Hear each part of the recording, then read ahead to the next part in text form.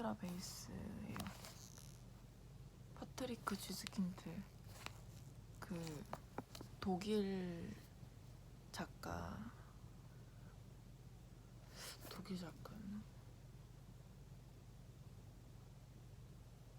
네, 독일 작가. 네, 그 향수라는 작품으로 유명하신 분이죠. 향수는 아는 분이 많으실 텐데.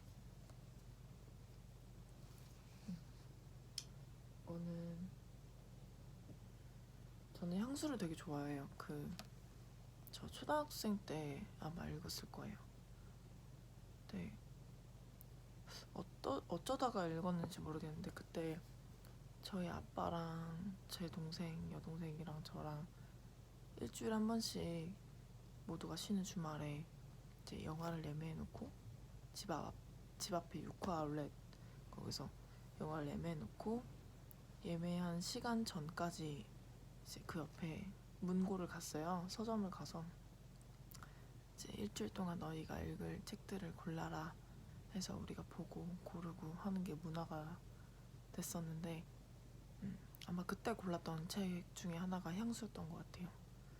왜 중학생 때, 초등학생 때 이때는 겁먹들어가지고 좀 딱 이렇게 펼쳐보고 몇 페이지 딱 보고 좀 어려워 보인다 하면은 이제 읽어보자 해서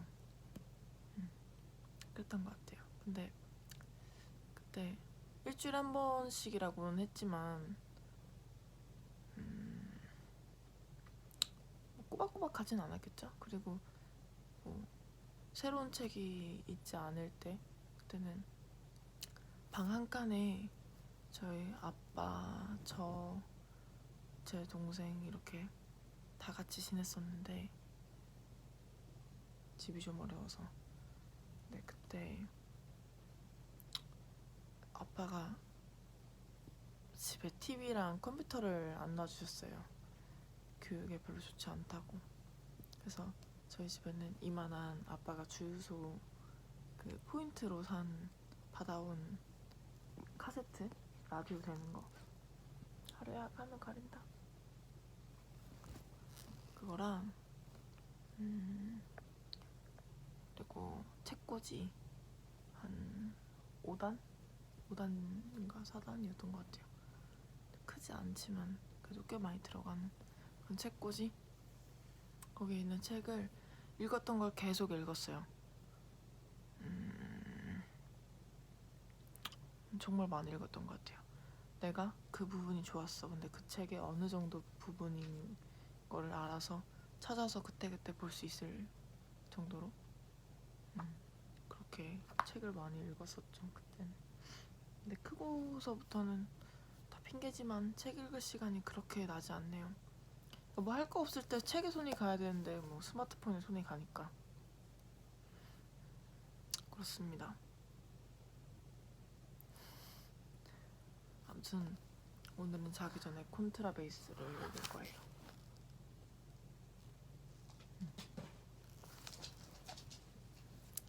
하루가 오늘따라 우다다 시간을 많이 하네요.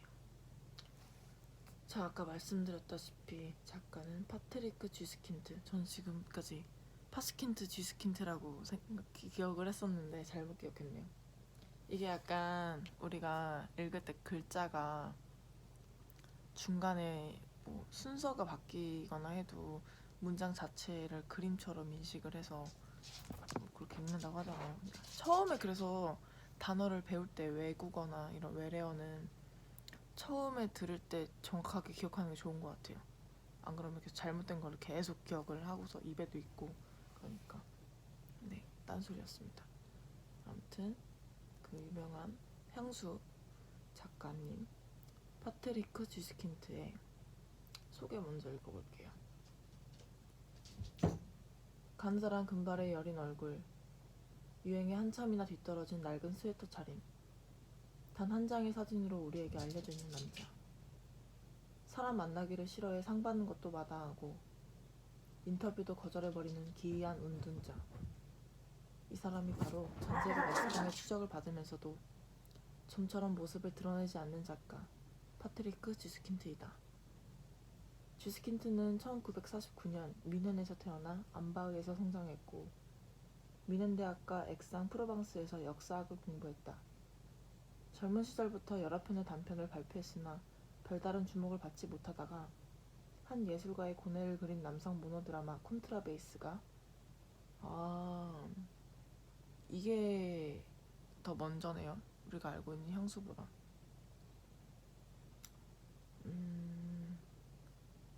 책이 콘트라베이스인데 이게 희곡이자 문화작품으로서 우리 시대 최고의 작품이라는 극찬을 받으면서 대중에게 알려지기 시작했다. 이후 냄새에 관한 천재적인 능력을 타고난 주인공 그루누이가 향기로 세상을 지배하게 되는 과정을 그린 향수. 조나단 노엘이라는 한 경비원의 내면 세계를 심도 있게 묘사한 비둘기, 기피의 강요 등을 발표하면서 전세계 독자들을 사로잡았다. 로시니 혹은 누가 누구와 잤는가 하는 잔인한 문제는 독일의 영화감독 헬무트 디틀과 함께한 시나리오로 영화화되어 1996년 독일 시나리오상을 수상하였다. 여기서 나와 있지만 근데 향수 빼고는 이 작가의 소설을 읽지 않았네요, 제가. 근데 이게 제가 좀 읽었었는데 이 책은 참 아는 지인분이 선물해 주셨어요. 읽어보라고. 자기도 끝까지 읽어봤는데 추천받아서 읽었는데 이해를 못하겠다고 하셔서 그러냐, 나도 이러면 읽어보겠다 해서 받았고요.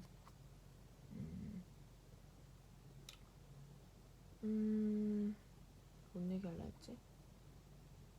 아무튼 제가 향수를 좋아하는 이유도 저 약간 그런 거 좋아해요. 뭐 저기도 있는데 이름이 생각이 안 나네. 아무튼 지금 생각나는 거는 그 스티븐 킹의 그 미저리라는 작품 있죠. 그 미저리처럼. 그리고 저거는 모방범인데 일본 추리소설이에요. 근데 여류 작가의 작품인데 하여튼 향수처럼 뭔가 되게 묘사를 많이 하는 소설? 그런 작품이 좀 끌리더라고요. 묘사를 되게 잘해서 그 장면들이 되게 머리에 그려지는 그런 작품을 주로 좋아하는 것 같아요. 터무니없는 일상적인 로맨스 소설보다도 그런 걸 좋아해요. 아무튼 콘트라베이스 시작해보겠습니다. 옴기니는 유혜자 선생님이네요. 출판사는 열린 책들.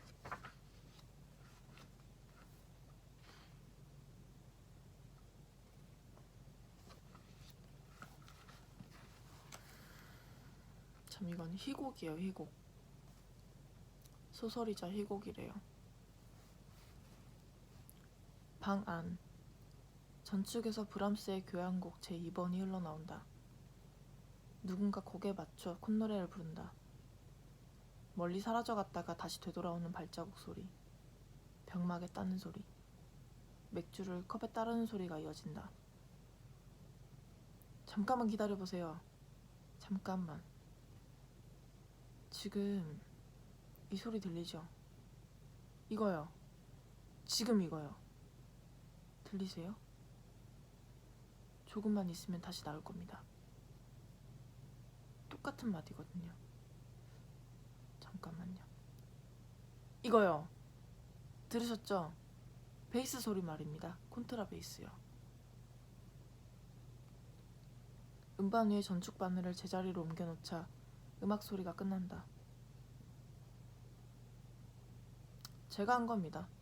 정확하게 말하면 우리가 연주한 거죠. 동료들하고 제가 말입니다.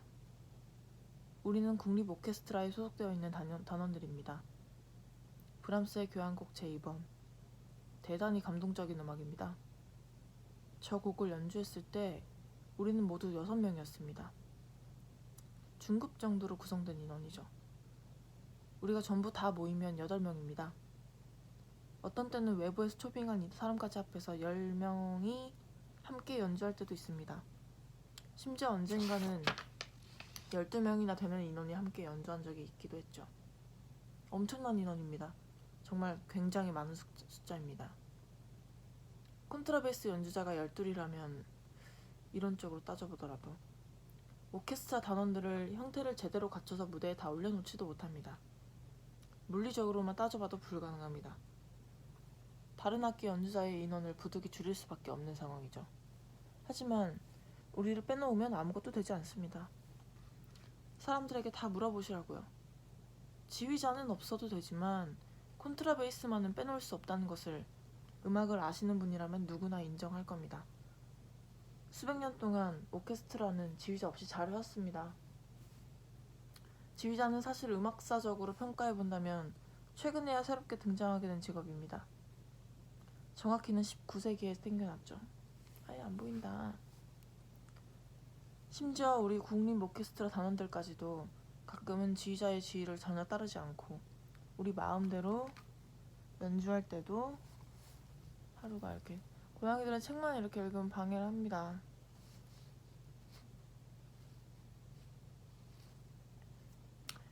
심지어 우리 국립 오케스트라 단원들까지도 가끔은 지휘자의 지휘를 전혀 따르지 않고 우리 마음대로 연주할 때도 있다니까요. 때로는 완전히 무시해버릴 때도 있어요. 그리고 어떤 때는 지휘자가 전혀 눈치채지 못하게 하면서 지휘를 따르지 않고 연주할 때도 있죠. 그럴 때면 우리는 지휘자를 자기 마음대로 앞에서 혼자 허우적거리게 놓아두고 우리는 각자 자신의 발장단으로 박자를 맞추곤 합니다. 물론 그런 짓을 우리 악단의 책임 지휘자 앞에서는 절대로 하지 않습니다. 그 대신 초빙된 지휘자 앞에서는 항상 그러죠. 아주 은밀하게 쾌락을 맛볼 수 있거든요. 그 맛은 말로는 표현할 수가 없습니다. 자, 그건 그런 정도로 언급해두겠습니다. 고양이 털임. 오케스트라에서 콘트라베이스가 빠졌다면 과연 어떻게 될지 상상할 수가 없습니다. 자고로 오케스트라라는 명칭을 얻으려면 지금 단어의 정의에 입각해서 말씀드리고 있는 겁니다. 베이스가 갖춰져 있어야만이 가능하다고까지 말할 수 있습니다. 제1 바이올린이 없거나 관악기가 없거나 북이 없거나 트럼펫이 없거나 그 밖에 다른 악기가 갖춰져 있지 않은 오케스트라는 있습니다. 하지만 베이스가 없는 경우는 절대로 없습니다. 결국 제가 지금 말씀드리고자 하는 것은 콘트라베이스가 오케스트라 악기 가운데 다른 악기들보다 월등하게 중요한 악기라는 것을 이 자리에서 서슴없이 말씀드릴 수 있다는 것입니다. 비록 사람들이 그렇다고 생각하진 않고 있지만 말입니다. 그렇지만 그것은 분명히 오케스트라를 구성하고 있는 다른 일반적인 것들에게 기준의 역할을 해내고 있습니다. 물론 지휘자도 포함해서 말씀드리는 겁니다. 그러니까 회화적으로 표현한다면 훌륭한 건축물이라고 할 수 있는 전체를 떠받칠 수 있게 만드는 기초와도 같은 겁니다. 만약 베이스를 빼놓는다면 음악가들은 자기가 지금 어떤 음악을 연주하고 있는지도 모르고 소돔처럼 엄청난 소음에 휘말려 버리고 말 것입니다. 한번 상상해 보십시오. 예를 들어서 슈베르트의 나단조 교향곡에서 베이스가 빠진다면 어떻게 되겠습니까? 불을 보듯 뻔한 현상이 나타나겠죠. 그따위는 아예 머릿속에서 지워버리는 게 나을 겁니다. 오케스트라의 전 장르 가운데 하나에서 10가지, 말하자면 심포니면 심포니, 오페라면 오페라, 솔로 콘서트면 솔로 콘서트, 어떤 종류이든지 간에 그것들에서 콘트라베이스가 빠진다면 그런 것들은 아예 모두 집어치워버리고 하지 않는 편이 좋을 겁니다. 오케스트라 단원에게 한번 물어보세요. 언제 제일 진땀이 났냐고요. 한번 물어보시라니까요. 콘트라베이스 소리를 듣지 못할 때 그렇다고 분명히 말할 겁니다. 완전 실패작이 되는 거죠. 재즈밴드의 연주를 들으면 내 말을 좀 더 명확하게 이해하실 수 있을 겁니다. 재즈밴드에서 베이스가 빠지면 연주음은 회화적으로 표현해서 폭발음처럼 사방으로 흩어져 버리고 맙니다. 다른 악기의 연주자들은 일제히 무기력해지고 말겠죠. 평소에 저는 사실 재즈를 별로 좋아하진 않습니다. 록이나 그런 비슷한 것들도 마찬가지죠. 왜냐하면 고전 음악적인 의미에서 아름답고 훌륭하고 진실된 것을 지향하는 예술가로서 무정부적이고 즉흥적인 자유분방함보다 더 금기시한 것은 없을 테니까요. 지금 이 자리에서는 그 점에 대한 언급은 이 정도로 일단 접어두기로 하겠습니다. 저는 다만 콘트라베이스가 오케스트라의 중추적인 악기라는 것을 어떻게 해서든지 쉽게 설명해보려고 시도했을 뿐입니다. 사실 그것을 모르는 사람은 이 세상에 아무도 없습니다. 그렇지만 오케스트라 단원들이 쉽게 질투심을 느낀다는 것이 대단히 자연스럽게 받아들여지는 현상인 까닭에 아무도 그것을 솔직하게 인정하진 않죠. 우리 오케스트라의 단장이 만약 콘트라베이스가 없으면 자기가 보잘것없이 사소하다는 것과 무가치하다는 것에 대한 상징적인 예로서 마치 옷을 걸치지 않은 황제로 전락해버리고 말 것이라는 것을 인정해야만 된다면 자신이 연주하는 바이올린으로 그는 과연 무엇을 할 수 있겠습니까? 입장이 좋지 않겠죠. 전혀 안 좋을 겁니다. 실례지만 잠깐 좀 마시겠습니다.